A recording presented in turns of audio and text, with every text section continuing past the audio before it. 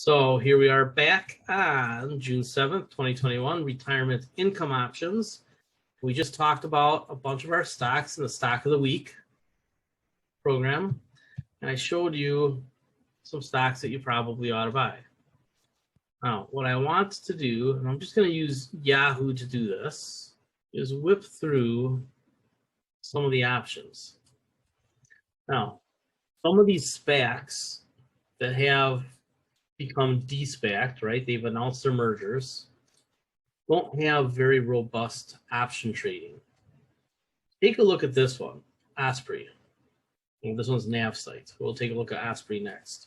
Somebody just sold a whole bunch of puts on Osprey.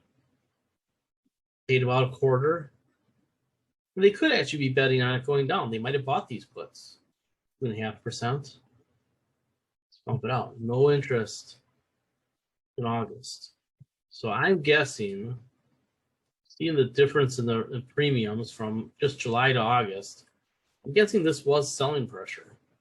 Somebody sold these because this one's getting 80 cents. Of course, there's no volume. So I'm going to look at selling these August $10 NavSite Holdings puts. If I can get over 50 or 60 cents, I probably take it. It still gets me down to about $9.50 price. Again, another satellite company. And again, we like satellite companies because once they're in orbit, not real expensive to operate, and the information can be used over and over and over again, sold and sold and sold and sold again. So take a look at the August puts, $10, right? About 2 months from now, 10 weeks from now, 65 cents, 6%. Can you get 6% on your money in under 3 months? Right? As an annualized rate well into the 20s. And you get this stock, which is a SPAC, right? Not a SPAC anymore. It's in the process of just becoming its own company. They already have their deal. Get a net price around $9.50-ish. Just in case there's more volatility. And again, mind your asset allocation. PayPal and Square, not quite there yet. When they get to the top of their buy zones, that's where you can sell some puts. Square is a little closer. If Bitcoin comes down, Square will come down. And I think you might get our opportunity in Square because it's more attached to Bitcoin than PayPal is. Go through all of these. Yeah. Again, Ford. I mean, if you could sell a $13 put on Ford for August, what would you get? 33 cents? Meh, not so good. What else? September 14, 70 cents. There you go. I own this one. Disclosure. I sold this one already. I give you a $13.30 price, right? Pretty good deal there. Could even sell the 15 for over $1. Again, technical analysis is telling us that this pulls back. It's just a matter of does it pull back to a 13 handle, a 12 handle, or an 11 handle. This area right in here looks pretty jitterbuggy and it broke out. So it'll retest. I don't know if it retests all the way to here though. Could. I think that I think this and this. So 1350-ish. That's kind of what I expect. We'll see. Not really going to tell you any covered calls to sell, but if you have any stocks that you're wondering if they're too high in price and you should be selling covered calls or trimming them, go ahead and put them in the chat and we'll take a quick look.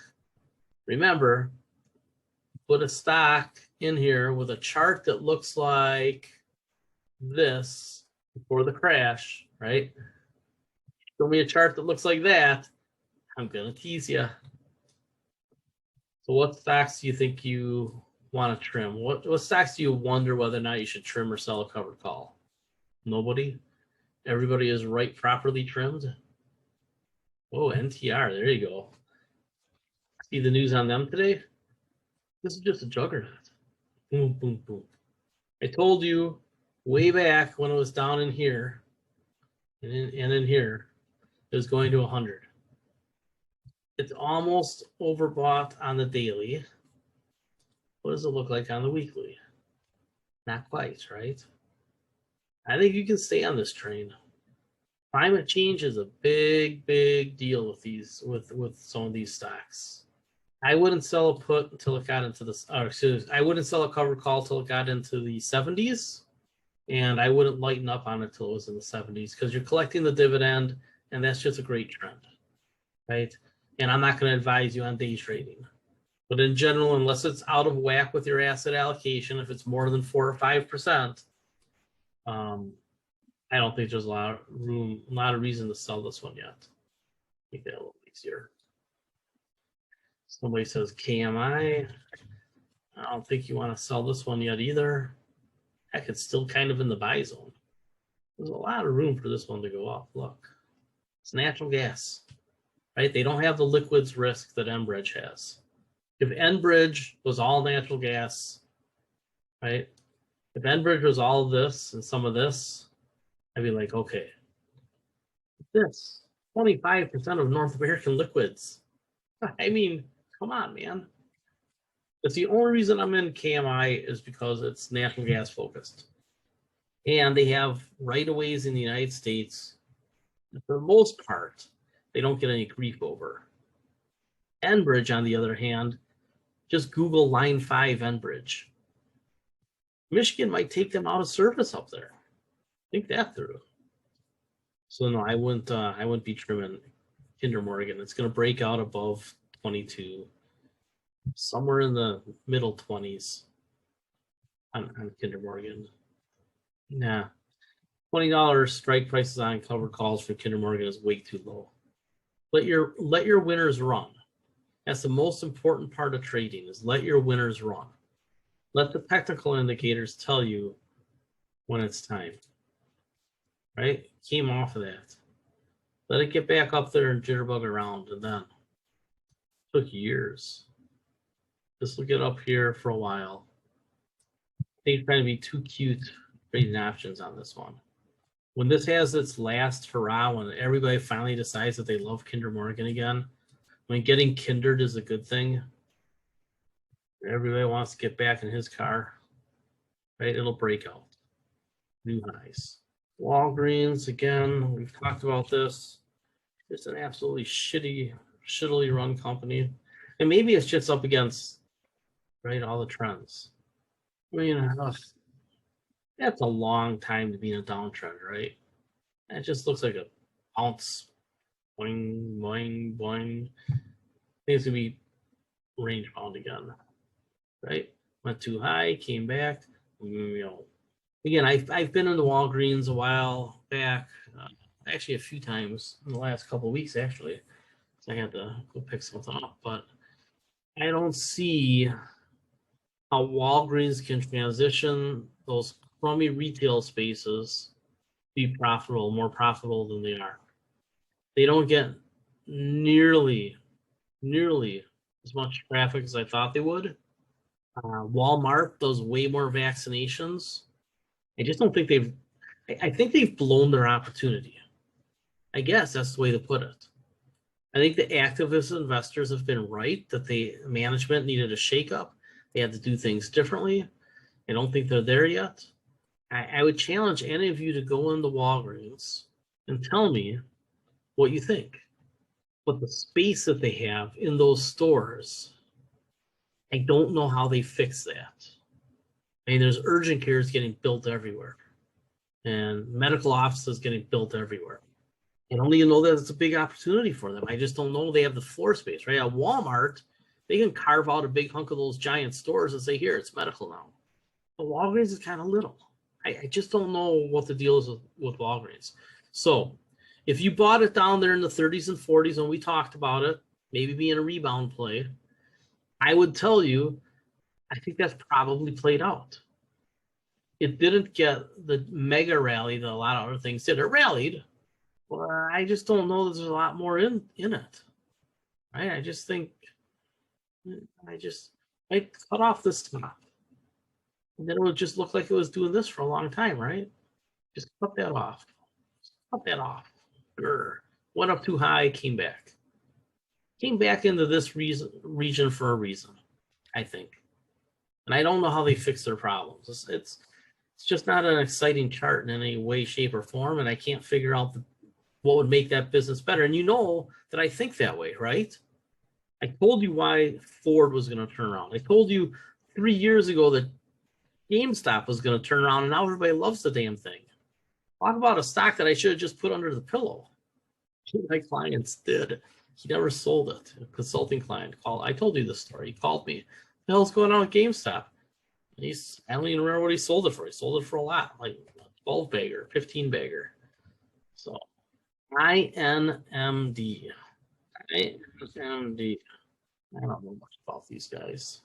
But unless there's something remarkable about the company's fundamentals, consider yourself made fun of. Right? Probably should be trimming it. Exxon's been going up a while, and you said it was going to go down. I love those comments. If we were in a bar, I'd tell you to fuck off. So I start shorting Exxon around here. On and off. Now it's jitterbugging again. Tell you what. Let's each put $1,000 on Exxon. I will bet against it. You bet on it. Exxon's a shit company. That's all there is to it. There's nothing redeeming about Exxon. It's in the same spot now as it was 17 years ago. Came down to this level, got back up above it, got back down to that level, fell off a cliff, and now it's back up to that level. And now this level represents resistance, right? Resistance, support, broken, resistance. Newt. You mean something else? I don't know what this is. All right, well, either something spectacular is happening or I'll be taking profits. Right, I mean, there's always the possibility something spectacular is happening. I don't know anything about this company. Somebody mentions that CVS is transitioning to primary care, and I don't know the story there. But this is a nice, right, that's a nice rebound formation, so it could come back up here. I would have to really go through the numbers, but I will say these capital-intensive businesses, if interest rates do tick up the way the Secretary of the Treasury is hinting, capital-intensive businesses will have a hard time. Somebody goes back to Exxon. I did. Was it last week or the week before? I said you can start nibbling on puts on Exxon, but I said it, it could be all the way over this whole summer, next couple of months, not next couple of weeks. So you buy them for 6 to 10 weeks out. And you roll them, when they get to be, 4 or 5 weeks left to expiration. So I just hand draw through that. But just so there. You can forecast these out a million different ways, but very expensive. They're going to cut their dividend. I mean, 3 activists made the board. So when they cut their dividend to transition this company to a greener future, all those people who are in Exxon for the dividend, what happens? What happens then? What they're going to try to do, if you've read up on this, is they're going to try to cut the dividend, embrace the clean energy, and they're going to try to convince the millennials that this is for them. And I'm telling you, I don't think they care if the company goes bankrupt, right? If they have to wipe out the shareholders, transition this company, and make the institutions, the new shareholders, the companies that voted for them, right? The pension funds and the big institutional investors in Exxons are the ones that brought these new board members in. Those same companies own the bonds. Do you think it would break their heart to lose their current shares in exchange for becoming an owner of the 2030s and 2040s Exxon without all the old shareholders? They really can't lose, because either the millennials fall in love with this because they decide to call themselves, Green On or something, and then they can sell a bunch of shares and pay off the debt, or they go bankrupt. and the bondholders become the new shareholders. So it could be, I mean, you almost could play it both ways. I just don't see the millennials loving this. I have a hunch that it's not going to happen. You got to remember Saudi Arabia. No matter what you do with Exxon or any of these oil companies, huge risk. Huge risk. So if you're going to gamble, you better try to gamble just in time. Because then the time value of the options is low. So you need to monitor these almost day to day, but for sure week to week, and for sure going into any kind of announcement or conference or earnings. If you really want to play these like a trader, you're going to have to commit a lot of time to it and try to anticipate the way I did with Ford, what they're going to say and when they're going to say it. I mean, if we go to Ford, I mean, to within a month, right? I told you what the CEO was going to say, and that's how familiar you have to be with Exxon to anticipate these moves, whatever they might be, right? I mean, you could even see, you can have this too, right? You could do this. There's an argument for that. And what's the argument for this? What would be the argument for this shooting up? What if policy is designed to push the price of oil to 100 to spur a faster transition? See, the reason I don't like this one is because you can't win as a politician with gasoline at $4 or $5 a gallon, right? So I don't think this is real likely, because I think the Democrats would be submarining their chances of staying in power. And what do we know about politicians? Power is number one. Not you, not me, not America. Staying in power. That's their job. So, WDC. Western Digital. Yeah, here's a company that's been super volatile. I don't know what they have going on right now. I don't know what their catalysts are. Clearly it could move in any direction. I don't know that there's anything other than some shorter term indicators that are going to help you with this one, though. Don't forget these areas, man. I mean, this is not ancient history. And this is the problem with a lot of 30-something investors, is they just don't conceive of this whole time era. This doesn't exist to them. I don't know enough about Western Digital right now to give you a fundamental view. But that was a bottom and that was a top, right? Just come back down into the volume. I can see selling puts on this. I don't know what you can get for, say, a $55 put. Nothing. What could you get for the calls? That's kind of interesting. An August 80, pretty good premium. I hesitate to tell you to sell covered calls on this, because it looks like it has some room to go. This is a resistance zone, but if it gets through there, then it's going to go through. Don't know what to tell you about this one. It's not something good is happening, right? And generally, you want to let your winners run. It's not super overbought. It's getting there, but it's getting there. I appreciate it. I will be in Las Vegas, as I stated. I will drink in Las Vegas. But, so yeah, I think for sure you can still sell puts on AT&T and Quidel, both of them. So I'll roll these out this week. Change September. Yeah, 30. I mean, depending on whether or not you own AT&T, $2 for a 30. Oh, that's juicy. That is juicy. Buck for a 28. I don't know why they put the 29s out there, but I suppose those are probably about $1.50.